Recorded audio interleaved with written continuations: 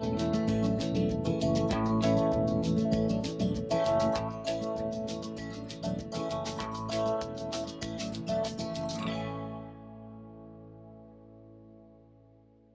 I'm Tom Landon from Blue Ridge PBS and Echo, and I want to welcome you to a very special program produced by our own Sadie Hartzog. It's the second in our occasional series called Field Notes, which captures live performances shot on location. In 2016, Roanoke Lee Hunsaker had a vision of a curated live storytelling event for Southwest Virginia. A writer who comes from a long line of storytellers, Lee started by hosting a series of small events, and the word grew.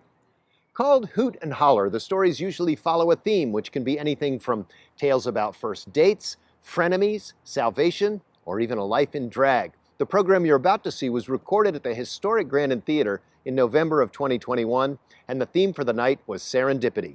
It features tales of loss, love, and travel.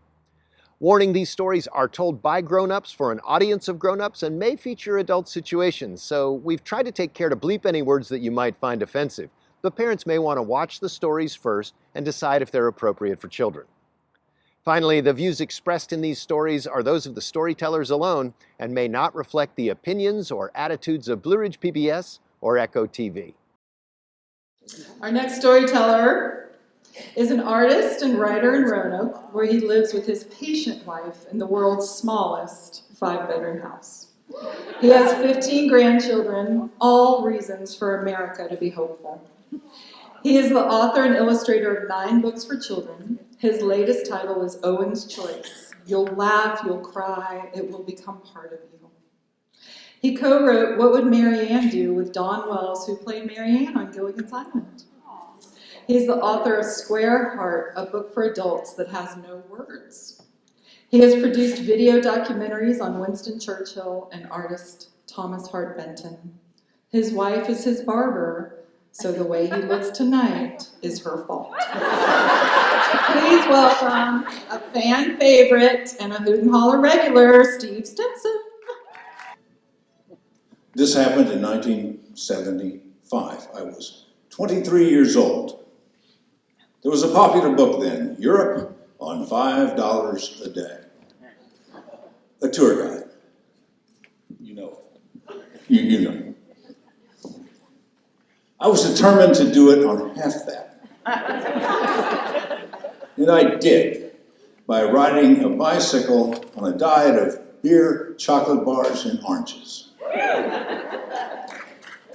When you're alone on a bicycle, you're not alone. The whole world is around you. You can stop anywhere, anytime. And when you do, people want to talk to you. How far you riding? How far have you ridden? What's it like? I was welcomed into homes. I was pitched my tent in front yards and backyards and churchyards and farm fields and barns. I slept in parks. I slept in taverns. The international language for tourists at that time was French. You know, I never really mastered the language, but I learned I could communicate if I spoke it like John Wayne. Il est nécessaire que je fasse la pipi. And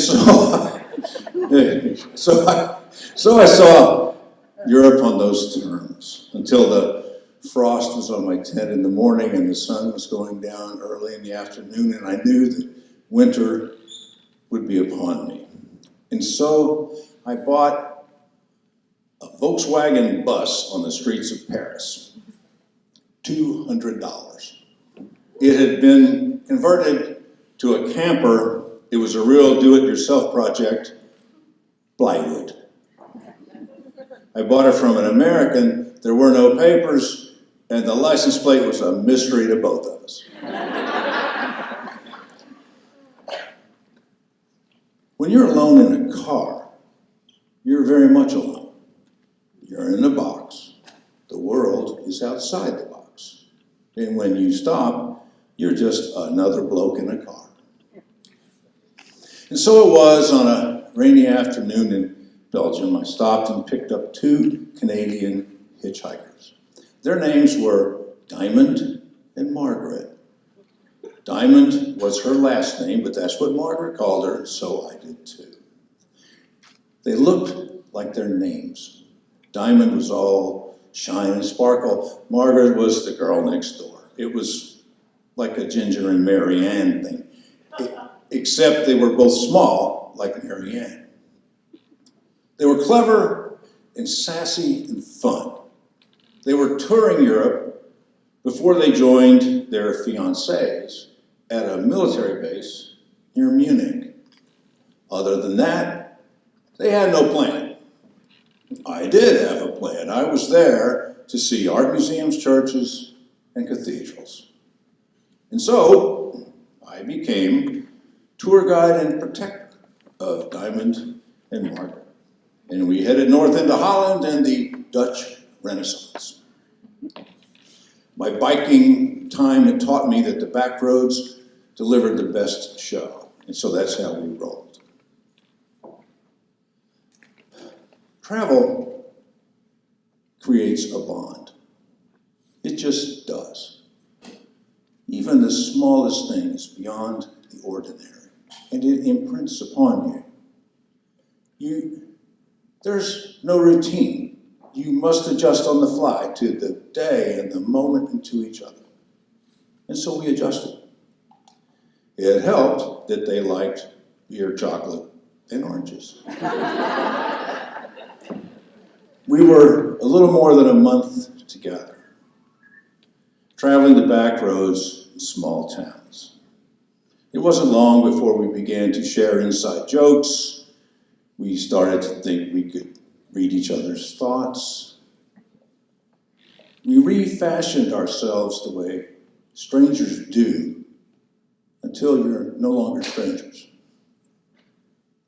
The countless small things that draw you close. Hang on a minute.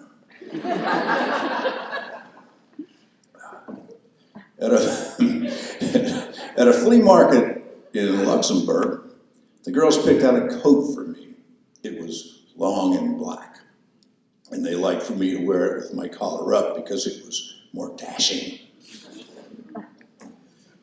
They discovered that they liked art museums, churches, and cathedrals. And I rediscovered Europe in a more enriching way. Until we arrived at the Bavarian winter and Munich. When we got to Munich, we knew it was our last day together. I dropped the girls off in the center of the city. They would find a hotel so they could get all dolled up for their fiancés the next day. I drove away to put the van somewhere. We were to meet that night at a beer hall.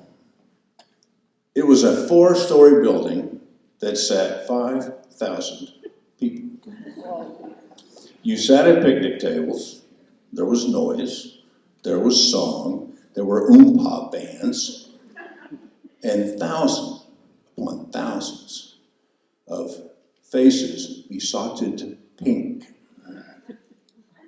Through this strode tall, substantial women in pigtails and dirndls. Half a dozen beer steins on each arm. They come to your table, they put it down, they put the other one down, they pick up the empties and they go away, and they never stopped moving and they never stopped smiling. I worked my way through this until I found the girls. We had a signal. It was a little Canadian flag on a stick. When I got to the table, they had joined some Australians, 4 boys and 2 girls. When I got to the table, one of the Australians, I'm going to try to do this, so. Hello, mate. The ladies have been talking about you.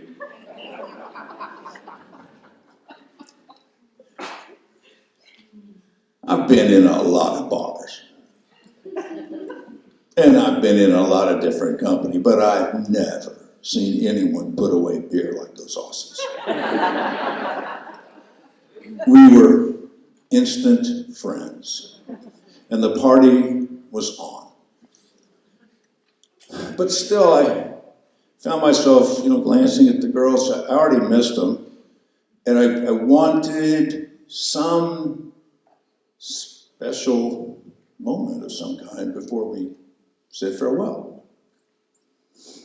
Well, after I'd drained enough of those steins to fill both arms of a dirndl woman, I stood up to find a boys' room. Instantly, I knew that I had waited too long. And then I knew that I did not know the German word for bathroom. And then I learned that besotted Germans don't speak John Wayne. And so I set off on a search, doing that run, walk, lope you see people do in airports, except mine was a little more pinched up. When I finally found the men's room, I was in it before I knew I was in it. It was bigger than this room. It had many entrances, and when I was ready to leave, little John Wayne there, I realized that I did not know the entrance I'd come in, which turned out not to matter, because when I did pick an entrance, I realized I did not know what floor I was on, which turned out not to matter, because when I did not know what floor our table was on. Meanwhile, the pink besotted faces had taken on a more rosy hue, and they were standing in the aisles. They were standing on the benches. They were standing on the tables. It was shoulder to shoulder, and they were dousing each other with beer as they swayed and sang. I knew that my only hope, which was our little Canadian flag signal, was long lost in the park. And for that matter, so was I.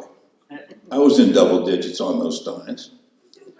And everywhere I looked, it was like staring at a hall of mirrors. I never saw the girls again. I did not know where their hotel was. They did not know where the van was. We never said goodbye. And I lost my coat. And my van became a box again. 2 weeks later, I'm in Venice, Christmas Eve. I'm not making this up. Christmas Eve. I'm walking the streets, quiet, and I get to the edge of the city where it meets the sea. It's black. It's cold. It's windy. I'm alone, and I'm coatless. And in the distance, off to the side, I see these shimmering white lights seem to be moving. So I head towards them. As I near them, I begin to hear tinkly music fading in and out with the wind. As I draw closer, I realize it's a carousel. As I get closer, I see that there are passengers on the carousel, and as I arrive, I see the passengers, and it's the Australians. When they see me, one of them shouts, "Hello, mate, we've got your cool coat."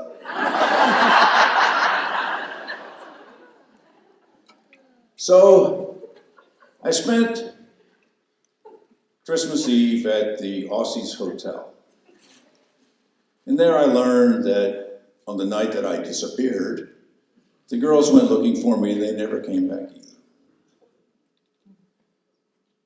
And we decided that when we left town the next day, my van would be full again.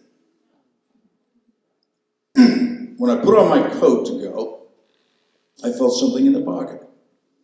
It was a goodbye letter from the girls. I put my collar up. Serendipity.